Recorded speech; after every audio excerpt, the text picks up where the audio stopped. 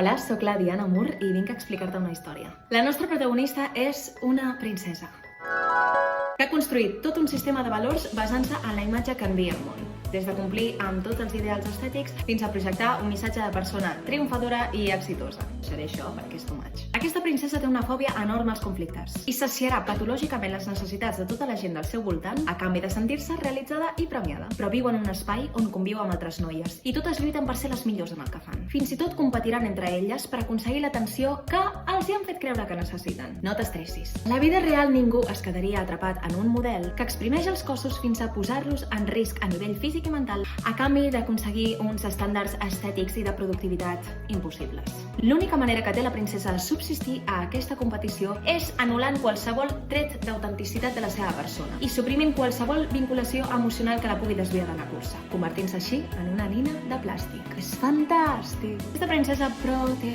un taló d'Aquil·les: els aniversaris. Un encanteri acumulatiu que fa que perdis importància i que fa que et vagis tornant invisible amb el pas dels anys. I el pitjor és que afecta molt més a les dones. Vols saber com el combatre? Doncs hauràs de veure el videoclip de Batex de plàstic de Diana Moore per esbrinar-ho. I abans de cometre el prejudici que aquesta princesa és superficial, egocèntrica o estúpida, potser ens hauríem de plantejar que mai ha cregut que podia ser estimada d'una altra manera. Gràcies per escoltar-me mentre estàs fent el tàper, estàs embotida dins del metro o estàs desconnectant 2 minuts de la teva jornada de 8 hores. De nou, qualsevol vinculació a la realitat és pura coincidència.